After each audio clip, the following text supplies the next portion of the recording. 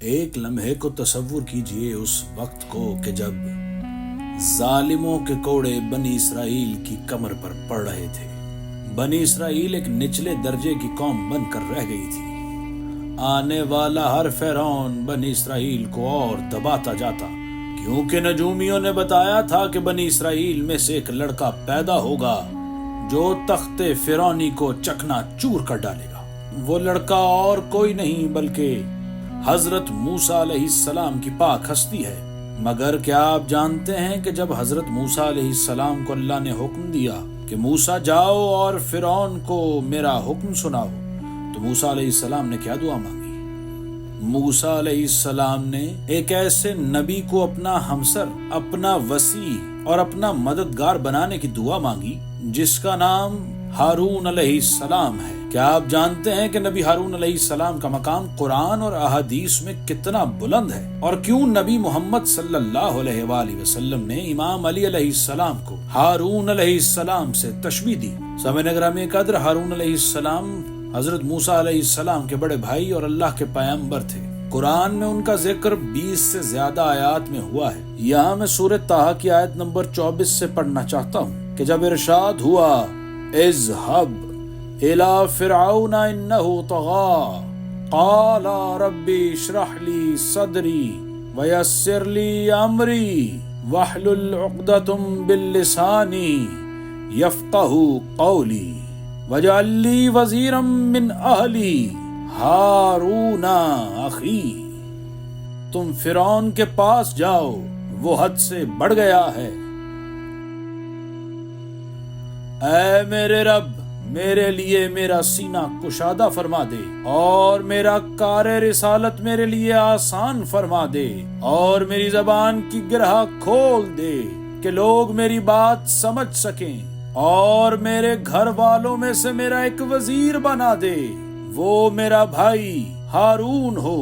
اس سے میری کمر ہمت مضبوط فرما دے اور اسے میرے کار رسالت میں شریک فرما دے، تاکہ ہم دونوں کثرت سے تیری تسبیح کیا کریں اور ہم کثرت سے تیرا ذکر کیا کریں۔ بے شک تو ہمیں خوب دیکھنے والا ہے۔ اے موسیٰ، تمہاری ہر مانگ تمہیں عطا ہوگی۔ یعنی موسیٰ علیہ السلام کے کار رسالت میں ساتھ ساتھ چلنے والے نبی ہارون علیہ السلام ہیں۔ اللہ نے موسیٰ علیہ السلام کی دعا کے بدلے ہارون علیہ السلام کو موسیٰ علیہ السلام کا وزیر اور مددگار بنایا۔ امام جعفر صادق علیہ السلام فرماتے ہیں، ہارون کو موسیٰ کے لیے اللہ نے وزیر بنایا جیسے ہمارے جد علی علیہ السلام کو رسول اللہ صلی اللہ علیہ وآلہ وسلم کے لیے۔ سامعین گرامی قدر، جیسا کہ آپ جانتے ہیں کہ بنی اسرائیل فرعون کے پاس قید تھی، اس لیے حضرت ہارون علیہ السلام مصر میں پیدا ہوئے جب فرعونیوں کا ظلم اپنی اوج پر تھا۔ روایت کے مطابق وہ موسیٰ علیہ السلام سے بڑے تھے اور دونوں پیغمبر ایک ہی خاندان سے تعلق رکھتے ہیں یا پھر ایک ہی باپ سے۔ ہارون علیہ السلام فصیح اللسان تھے۔ جب وہ بولا کرتے تو بات اتنی صاف ہوتی کہ آسانی سے سمجھ آ جاتی اور ان کے بیان سے علم کے کئی در کھل جایا کرتے۔ ان کے وسیع اللسان ہونے کی ایک وجہ یہ بھی تھی کہ وہ جس گھرانے سے تعلق رکھتے تھے وہ بچوں کی تعلیم و تربیت پر بڑا غور کیا کرتا تھا۔ جیسے جیسے آپ جوان ہوئے، اللہ نے آپ کو حضرت موسیٰ علیہ السلام کے کار رسالت میں شریک کیا، جیسا کہ اللہ نے سورہ قصص میں ارشاد فرمایا، ہم تمہاری بازو کو تمہارے بھائی سے مضبوط کریں گے۔ امام علی علیہ السلام فرماتے ہیں، میں نبی کے لیے اسی منزلت پر ہوں جو ہارون موسیٰ کے لیے تھے۔ سامعین گرامی قدر، چونکہ حضرت ہارون علیہ السلام فصیح اللسان تھے، یعنی بیان کرنے کا بہت اچھا علم رکھتے تھے، اس لیے جب موسیٰ اور ہارون دونوں مل کر فرعون کے دربار میں گئے تو ہارون علیہ السلام بیان کیا کرتے تھے اور یہی ان کا معجزہ تھا، اور موسیٰ علیہ السلام بقیہ معجزے دکھایا کرتے، جیسے اژدہے کا سانپ بن جانا وغیرہ۔ امام جعفر صادق علیہ السلام کے مطابق ہارون کی فصاحت موسیٰ علیہ السلام کے بعد ان کا وسیع بننے کے لیے سب سے بنیادی وجہ تھی، اور صرف موسیٰ علیہ السلام کے بعد ہی نہیں بلکہ موسیٰ علیہ السلام کے دور میں بھی جب بنی اسرائیل نے اپنا روحانی سفر شروع کیا، تو ہارون علیہ السلام قوم کے لیڈر بن کر ابھرے۔ سورہ اعراف میں ارشاد ہوتا ہے، اے ہارون میری قوم میں میرا نائب بن کر رہنا۔ یہ تب کی بات ہے جب حضرت موسیٰ علیہ السلام کو اللہ نے طور پر بلایا۔ موسیٰ علیہ السلام جانے سے پہلے اپنی جگہ حضرت ہارون علیہ السلام کو خلیفہ بنا کر چلے گئے۔ یہاں حضرت موسیٰ علیہ السلام کا جانا تھا اور وعدہ کیے ہوئے دنوں کا گزرنا تھا کہ سامری کہنے لگا کہ موسیٰ پہاڑ پہ اللہ سے بات کرنے گیا ہے، اے بنی اسرائیل سونا لاؤ تاکہ اسے پگھلا کر میں ایک بچڑا بناؤں اور اس کے بعد میں اس بچڑے میں سے تمہیں خدا سے کلام کرواؤں۔ جب سامری نے یہ جال بچھایا تو ہارون علیہ السلام خطبات دیتے رہے اور اپنی قوم کو تنبیہ کرتے رہے، جیسا کہ سورہ طٰہٰ میں ہے۔ حضرت ہارون علیہ السلام نے کہا تم اس سے امتحان لیے جا رہے ہو، مگر جب ہارون علیہ السلام نے دیکھا کہ قوم سامری کے پیچھے ہو لی ہے تو ہارون علیہ السلام نے مصلحت اسی میں سمجھی کہ وہ صبر اختیار کریں تاکہ قوم کی وحدت ٹوٹنے نہ پائے اور قوم تباہی سے بچ سکے، جیسا کہ سورہ طٰہٰ میں ہے، میں چاہتا تھا کہ تم ٹوٹ اور پھوٹ نہ جاؤ۔ سامعین گرامی قدر، اس فیصلے سے آپ حضرت ہارون علیہ السلام کے صبر، استقامت، علم، حکمت کی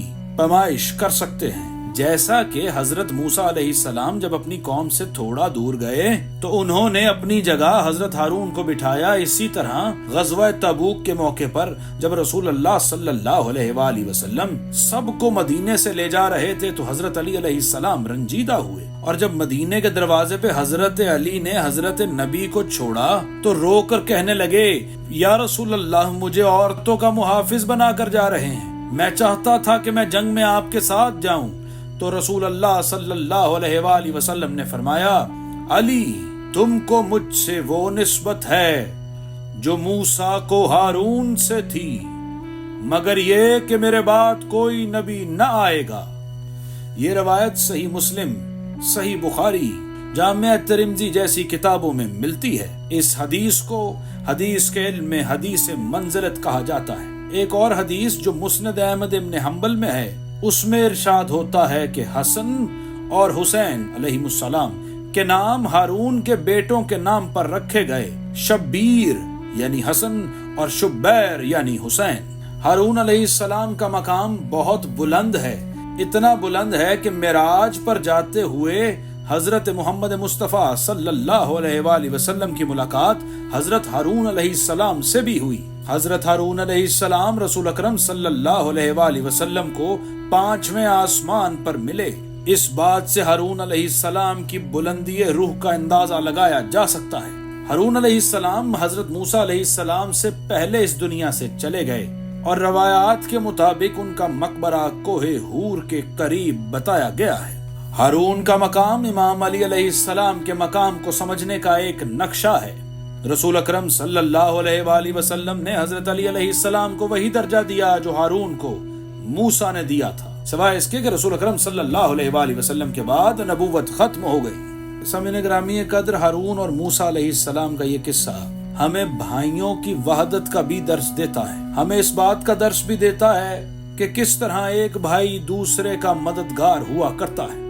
آج کے اس دور پر فتن میں جب بھائی بھائی کے خون کا پیاسا ہے، یہ قصہ ہمیں اخوت، ایثار اور ایک دوسرے کے لیے کٹ مرنے کا درس دیتا ہے۔ اگر ہم صحیح معنوں میں بھائی بن کر ایک دوسرے کے لیے ایثار کا جذبہ رکھیں تو کوئی میلی آنکھ مسلم امہ کو نقصان نہیں پہنچا سکتی، جیسا کہ رسول اکرم صلی اللہ علیہ وآلہ وسلم کے قول کے مطابق تمام مسلمان ایک دوسرے کے بھائی ہیں۔ میری دعا ہے کہ اللہ ہمیں ایک امت بن کر ایک دوسرے کا بھائی بننے کی توفیق عطا فرمائے۔ الہی آمین۔